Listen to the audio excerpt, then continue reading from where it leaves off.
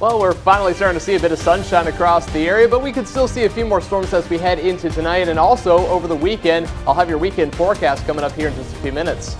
Nurses have been battling on the front line since the start of the pandemic. KIMT News 3's Samantha Soto is live with how collaboration in retraining allowed the Mayo staff to give the best care possible. Plus, we are now in day 3 of the trial for the murder of Christian Bahina Rivera, the latest from the courtroom. KIMT News 3 First at 4 starts right now. KIMT News 3, coverage you can count on. This is KIMT News 3's First at 4.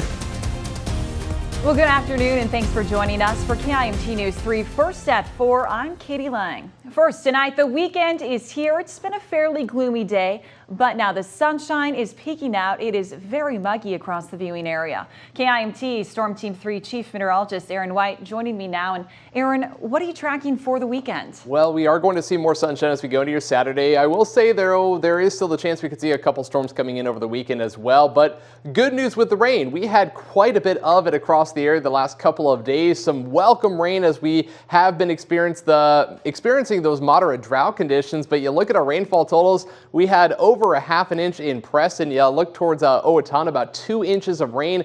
Alberley, Forest City, over an inch and a half, and also the same around areas of Dodge Center, Fort Dodge, just a little bit lower than that, but still welcome rainfall. Mason City, about an inch and a quarter, just a little bit higher than that, and Rochester checking in at about an inch and 1800ths. So welcome rainfall. We are still seeing a little bit more rain across North Iowa at the moment. A few thunder showers building up there in north central, northeastern Iowa, just now northeast of Charles City. This is tracking to the north and east and will continue to do so, and most of this activity will be moving into Wisconsin as we go through the rest of this evening, but we still have that chance for a thunderstorm, and there is a marginal risk of severe weather, but that is primarily now to our east of Rochester, east of Mason City, over towards La Crosse, and mainly looking like a Wisconsin thing for the rest of this evening. So now that we're seeing the sunshine, I think conditions are going to start to improve going into the weekend. Right now we got 77 degrees in Mason City with partly cloudy sky.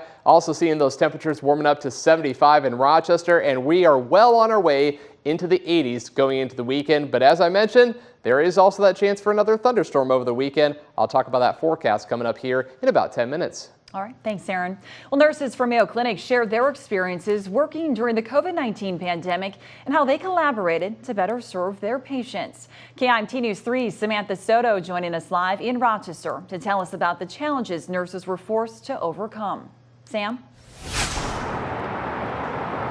Katie, Mayo Clinic is known for their exceptional patient care and the pandemic challenging them to create new systems to put the needs of their patients first. And that's why they had to do that by refining the processes at Mayo Clinic. Throughout the pandemic, Mayo nurses had to handle COVID duties along with their normal workload. COVID-related work units were created, which included test swabbing patients. Nurses also utilized remote patient monitoring.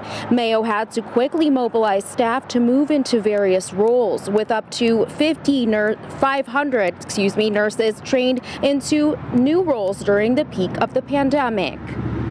And when we went home or we left work, it was still there, right? But in the work environment, they felt safe. They felt as though we had meaningful work for them. They were helping patients in a way they had never helped patients before. But it was meaningful and they knew it. Lawrence says in total more than 2,000 nurses were redeployed into various COVID efforts last year. Live in Rochester, Samantha Soto, KIMT News 3. Thanks, Sam. This discussion was streamed via Facebook Live. This is the 4th virtual event held by the Department of Nurses. They say they have more events like this planned in the future. Well, a major shakeup in a Minnesota case is announced today. Minnesota Attorney General Keith Allison will lead the prosecution against Kim Potter, the former Brooklyn Center police officer accused in the shooting death of Daunte Wright. Allison accepted the case after Hennepin County Attorney Mike Freeman asked him to take it over. Kim Potter, as you saw there, is charged with second-degree manslaughter in Wright's death on April 11th. Allison also took over prosecution in the Derek Chauvin trial. Chauvin was recently convicted of second-degree murder and manslaughter, as well as third-degree murder in the death of George Floyd. Testimony continues today in the Christian Bahina Rivera murder trial. This is now the third day of his trial for the murder of Molly Tibbetts. Tibbetts was a 20-year-old college student. He went missing after going for a run in July of 2018 in Brooklyn, Iowa. Authorities found her body in a cornfield the next month and say Bahina Rivera's confession led them there. An Illinois teenager accused of killing two people during last summer's protests in Wisconsin was in court today for his final pretrial hearing. 18-year-old Rittenhouse faces multiple felonies in connection with 3 shootings during protests of the police shooting of Jacob Blake last August. Prosecutors say Kyle Rittenhouse shot and killed Joseph Rosenbaum and Anthony Huber and wounded Gage Grosskreutz. Rittenhouse has been out of jail on a $2 million bond. His trial is set for September. Health officials say the coronavirus vaccines are helping bring the number of new COVID-19 cases down to the lowest level since last summer, but there are still millions who have yet to receive the shot, leading to some creative incentives to get them to sign up. Deborah Alfarone has more details from Capitol Hill. The U.S. saw fewer than 30,000 new COVID cases Thursday. The 5th day in a row it's been below the 30,000 mark. That hasn't happened since last June. We have seen a 20% decrease in the 7-day average of cases across the country. The new cases have gone down as vaccination rates have gone up. And now the country's ramping up vaccines for kids 12 and older, with some schools holding vaccination clinics on campus. The kids have their own reasons for signing up. Just seeing my grandparents again. It's been a long time. More than 156 million American adults have now received at least 1 dose of the vaccine. And now states are getting creative to sway holdouts. The Biden administration announced dating sites are adding features available only to people who are vaccinated. People who display their vaccination status are 14% more likely to get a match. We have finally found the one thing that makes us all more attractive, a vaccination. Los Angeles County is offering a sweepstakes with free season tickets to the LA Lakers for people getting a shot this weekend. That's why we're getting vaccinated, so that we can do these fun things. While Maryland and New York are offering lottery tickets for people who sign up for the vaccine. Vaccine Scratch. You get a vaccination and you get a lottery ticket. Ohio officials reported a 28% increase in vaccinations last week after they offered a $1 million lottery prize. Deborah Alfarone, CBS News, Capitol Hill. The U.S. is averaging about 1.8 million vaccinations daily over the past week. As we talk and continue to talk about vaccinations, data from the Centers for Disease Control and Prevention outlines how many people have become sickened or died from COVID after they were fully vaccinated. The CDC reports 1,949 breakthrough cases of COVID involving hospitalization or death have been confirmed among the vaccinated population. Now, of that number, 18% of the cases were fatal. In the cases involving patients at least 2 weeks after receiving a second dose of Pfizer or Moderna's vaccine, or involving 1 dose of Johnson & Johnson's. The CDC notes such breakthrough cases are rare, but likely underreported. Today we'll be fishing for brown trout and rainbow trout. Stick around, I'm going to head to Lanesboro for a day of fly fishing. How the waterways of southeastern Minnesota offer a hidden gem for those looking to experience a different kind of fishing. KIMT News 3, first at 4. Your first news with KIMT News 3's Amy Fleming and Katie Lang. Tracking storms with Storm Team 3 Chief Meteorologist Aaron White. This is KIMT News 3. More local news that is happening now from your community. We are coverage you can count on.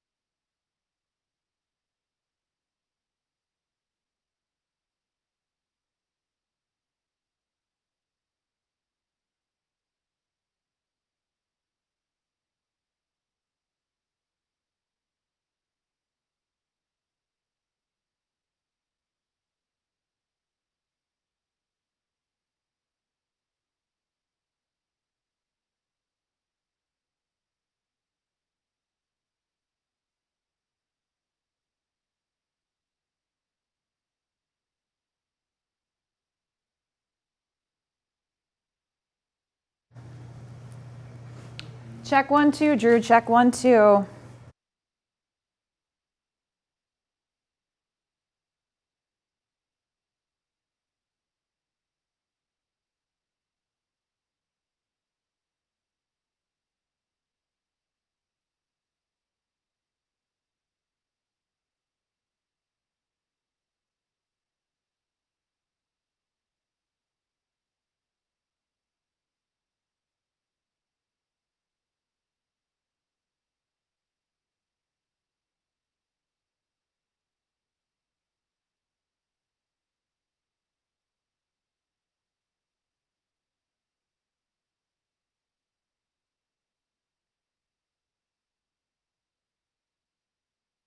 Are you looking for a day trip this weekend or to try your hands at learning a new hobby less than an hour away? You can do both in Lanesboro. You can even try your hands at fly fishing. Nestled along the main drag in Lanesboro, you'll find Root River Rod Co. The fly fishing shop's been in business for about 5 years.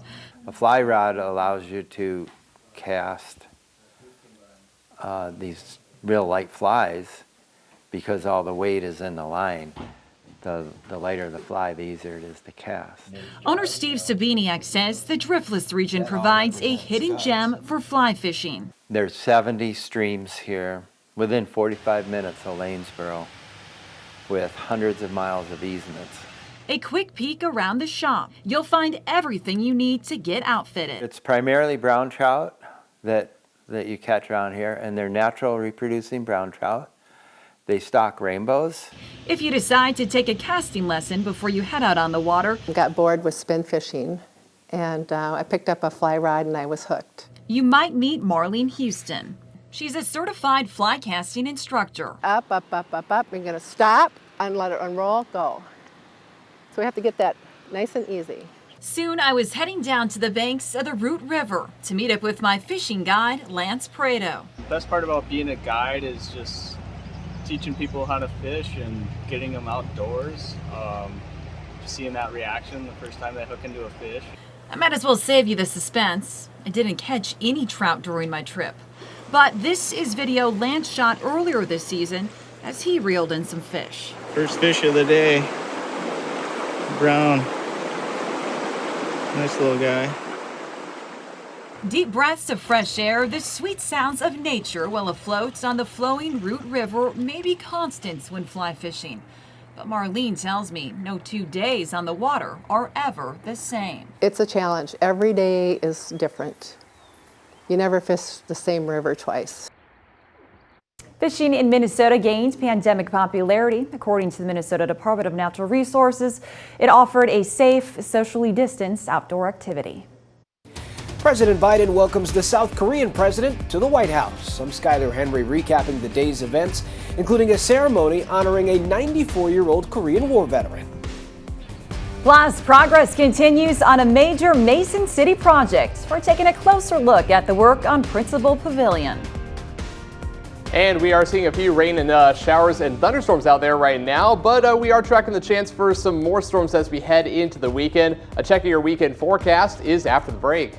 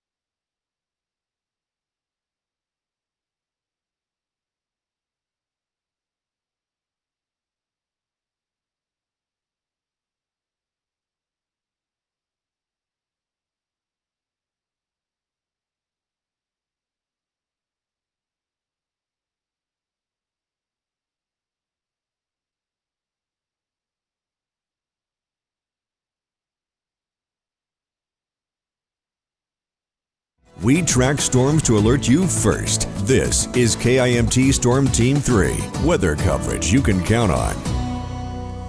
Well, take a look at this beautiful shot overlooking Soldiers Field Veterans Memorial on this Friday. We are just a little more than a week away now from Memorial Day. You can see all the rain this week, and warmer temperatures have really helped to green things up here in the Med City.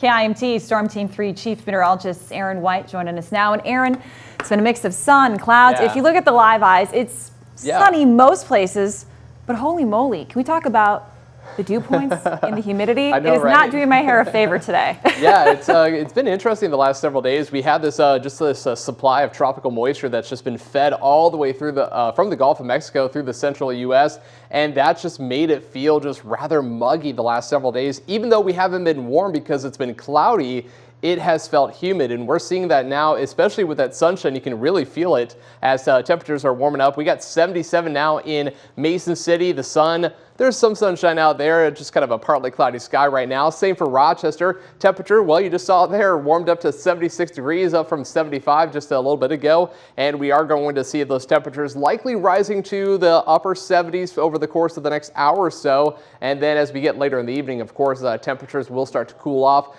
down into the lower 70s, but we are not dropping temperature-wise much at all for tonight, likely staying in the mid to upper 60s for overnight lows. So as you're heading out the door tomorrow morning, mid 60s, eventually up to 70 degrees, and we are well on our way into the 80s for tomorrow afternoon as we get more sunshine. So with the sunshine and those higher dew points, of course, it is going to feel rather muggy for your Saturday, but at least it's going to be at least some sunshine out there, kind of getting rid of these clouds and also getting rid of the rain. But we had quite a bit of welcome rainfall across North Iowa and southern Minnesota. You'll look at some of these amounts over the last couple of days, over 2 inches in Owatonna. Albert Lee checking in over an inch and a half in Forest City, just shy of that Dodge Center and Fort Dodge. Mason City, also pretty good, over an inch of rainfall. Same for Rochester, and a little bit lighter amounts around Charles City, still close to an inch, and amounts were a little bit lighter as we head towards Preston with just about a half an inch of rainfall. And we are still seeing a few showers and a couple thunderstorms out there. Now one just north and east of Charles City, moving just east of Riceville there. We're likely seeing some light rain in the Riceville area. This is going to be moving to the north and east as we go through the rest of this evening. Scattered showers moving into Wisconsin. There is still the chance that we could see a couple thunderstorms this evening over the course of the next few hours, but notice the main risk area is primarily to our east. East of Rochester, this darker green coloring, that does include Preston, up towards Winona, La Crosse, and then areas to the east of there. So I do believe that our main risk for some thunderstorms, some stronger storms, is going to be to the east of the area, especially as you head into Wisconsin for the rest of today. Now, as we look at SkyTracker 3, again, a couple showers or storms possible through this evening. That all moves off to the east into Wisconsin. We get some clear skies, clear to partly cloudy for this evening and tonight. Notice our temperatures still around the lower 70s at 10 o'clock tonight, and then we drop down into the mid to upper 60s for overnight lows. So starting off with some sunshine, we'll get some clouds in here through the day. It's Saturday, but overall look for a mix of clouds and sunshine. Temperatures, though, nice up into the mid to maybe some upper 80s out there as well. For tonight, partly cloudy with the low near 65. Tomorrow, we'll see a high near 83. 7-day forecast showing highs into the lower 80s for Sunday, Monday, right even into Tuesday. But there are more chances of showers and storms throughout the 7-day forecast. Well, felony drug charges land a North Iowa woman in jail Thursday. 48-year-old Charla Murphy is facing 3 controlled substance violations dating back to 2019. Court documents state Murphy sold heroin to a CI on multiple occasions. She's being held in the Saragordo County Jail on $10,000 bond. U.S. home prices skyrocketing, and they are now hitting record highs. The National Association of Realtors says in April, the median sale price for a home was a record $341,600. That's up 19% from just a year ago. It also reported that homes are selling in a record fast 17 days. In fact, 88% of homes sold in April were on the market for less than a month. Real estate experts say the record prices are because of market shortages, which is creating stiff competition, especially coming from the number of all-cash buyers. Many real estate companies expect the housing market to flatten as the year goes on, especially as more building supplies become available. Well, this afternoon, President Biden is holding a joint news conference with the president of South Korea following a day of meetings. This is the second world leader the president has hosted in person since taking office. Skylar Henry reporting from the White House, where earlier the president awarded the nation's highest military honor to a Korean War vet. President Biden welcomed South Korean President Moon Jae-in to the White House. The president marked his visit by awarding his first Medal of Honor. He selected a 94-year-old Korean War veteran. Today, we are hosting a true American hero and awarding an honor that is long overdue. Retired Army Ranger Colonel Ralph Puckett was given the nation's highest military honor for his heroic actions during the Korean War in November 1950. Puckett risked his life 3 times, running into an open area to distract Chinese forces attacking his platoon. Korea is sometimes called the Forgotten War. But those men who were there under Lieutenant Puckett's command, they'll never forget his bravery. Top agenda items for Friday's bilateral meetings with President Moon Jae-in included both countries' commitment to fighting climate change and the coronavirus pandemic. Also, regional security issues with China and North Korea. We'll coordinate with the U.S. with no daylight to achieve complete denuclearization and establish permanent peace on the Korean Peninsula. Earlier, the South Korean president also met with Vice President Kamala Harris. It is more important than ever that the United States and the Republic of Korea work closely together. Thursday, he went to Capitol Hill to meet with House Speaker Nancy Pelosi and also laid a wreath at the tomb of the unknown soldier. Skylar Henry, CBS News, the White House. It'll soon become the shining centerpiece of the music scene in Mason City. Progress on the principal pavilion situated on the north entrance of Southbridge Mall continues to move along. The pavilion will not only host live performances, but will also be the permanent home of the Mason City Municipal Band. Robin Anderson has been an integral part of the pavilion since nearly the beginning. With rain in the forecast, she feels that this can keep entertainment running smoothly. So if it rains on Band Festival in future years, we'll be able to just shift our entertainment to the indoor stage and people can still bring their lawn chairs and enjoy the entertainment from the covered space of Southbridge. Well, barring any delays in construction, the pavilion should be completed by September.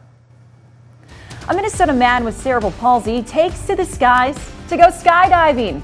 Hear his special story about never giving up.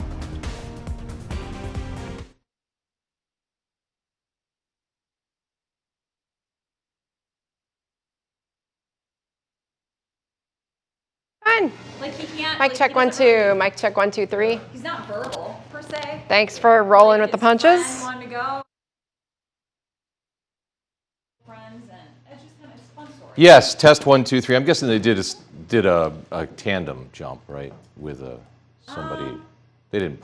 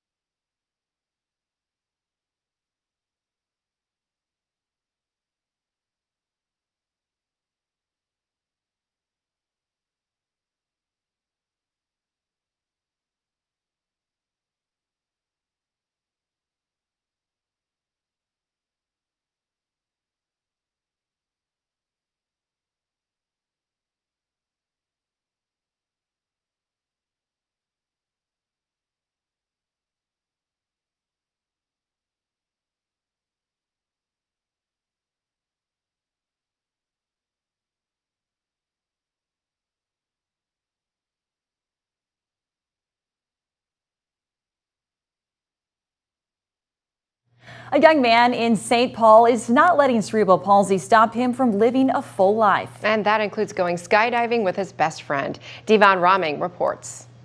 We all have a story. Most definitely. And the two things our stories have in common are a beginning and an end. But it's the experiences that set our stories apart. Meet 24-year-old Isaiah Shackleton. He has cerebral palsy. He can't walk, he can't talk. Never give up. But that part of his story isn't keeping him from living life to the fullest, especially with his best buddy Carter Peischer by his side. They've been friends since high school and reconnected last summer after Peischer lost his job due to the pandemic. You know, one day he just messaged me and he's like, hey, do you want to come help take care of me? And you know, you'll get paid to hang out with me. Tried to plan exciting things for us to do instead of, you know, just sitting around inside. With Peischer being an avid skydiver, it was only fitting those plans would somehow lead to a leap of faith. I wanted to show him it, and as soon as he was out there and saw the parachutes landing, he's like, when do I get to do it? And a year later, we're gonna go make some memories right now. A promise fulfilled. Here he goes into the plane. I almost cried when he got on that airplane. I was just like, oh my gosh, he's really gonna do this. Isaiah, are you ready? The smile, one of the most greatest things I've ever seen. Like, it was infectious. Proving in this case that the sky really isn't the limit. Excellent, I will doing it again. Just do it and never give up. When I can help him achieve his goals, also helps me achieve my goals, because if he can do something, I can do something, and vice versa. Yeah! Oh my gosh, I love that story. Isaiah says his next goal is to swim at the beach this summer. He also wants to start a paraplegic wrestling league. The reported number of new COVID cases in the U.S. fell below 30,000 for the fifth straight day yesterday. That hasn't happened since last June. The Centers for Disease Control and Prevention says one big reason for that is more than 156 million American adults have now received at least one coronavirus vaccination. Things are improving, and we are seeing this week after week and with more and more green over time. These data are telling us a story. As more and more people roll up their sleeves and get vaccinated, the number of cases and the level of community risk is decreasing. The U.S. is averaging about 1.8 million vaccinations each day over the past week. That number is down from the average high of 3.5 million shots a day last month. If you're looking for love on a dating app, getting a COVID shot can get you more right swipes. According to research from OkCupid, people who are vaccinated or plan to get a shot receive 14% more matches than those who do not. Some dating apps are offering new features to flex your immunity to encourage people to get the shot. Tinder makes it easy. You can show off your vaccination status with profile stickers. And if you haven't gotten the shot yet, the app can also connect you with the nearest vaccination site. Monday is the annual Kids Cup Golf Tournament at Summerby Golf Course in Byron. I'm KIMT News 3's George Mallet. I'm talking to the director of Mayo Clinic's Children's Center and the nurse who has been partnering with him to make this annual event so successful over the past quarter century. Aaron. Thanks, George. Well, we're finally starting to see some sunshine. We're going to keep that going right on into the weekend. However, there is the chance we could see a couple storms as well. Your weekend forecast is after the break.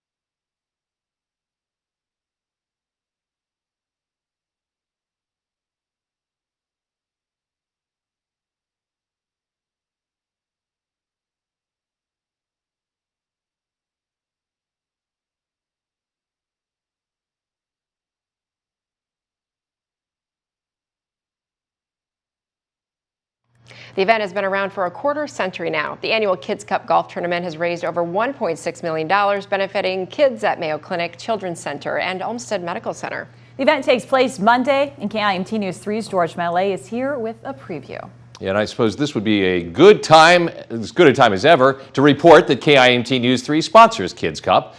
2 years ago, a mere 100 golfers raised more than $91,600 during the event at Summerby Golf Course in Byron. This year, our goal is to raise more than $100,000. It's an annual rite of springtime. Live reports from the Kids Cup Golf Tournament. And it was all to raise money for the kids. Linksmen and women take to Summerby Golf Course in Byron. It was Tiger Woods who once famously said, "I get to play golf for a living. What more can you ask for?" Perhaps the next best thing is playing golf to raise money for a good cause. Each year, all of the proceeds from this fun, sun-splashed event benefit the care of children at Mayo Clinic and Olmsted Medical Center. Oh, it's amazing, all the things that we've been able to do over the last 25 years. That's Dawn Nelson, a long-serving nurse at Mayo. She's been leading the charge with Kids Cup for all of those 25 years and says Kids Cup funding pays for big stuff, state-of-the-art diagnostic and treatment tools, but also for little things that might seem inconsequential. For instance, courage beads, beads given to young patients for every poke, squeeze, and shot they endure. You know, it's an opportunity to participate in Kids Cup and touch so many lives in such a significant time for them during hospitalization, and you really make their experience so much better. Some of the items might seem simple to people, but they are so impactful for our patients. Dr. Randall Flick is the director of Mayo Clinic Children's Center and allows that while the money raised by Kids Cup's important, so is the high-profile nature of the event itself. When Dawn and I started this, or were asked to start this, I think is a better way to put it, there wasn't very much visibility for the Children's Hospital. It had only been around for a few years.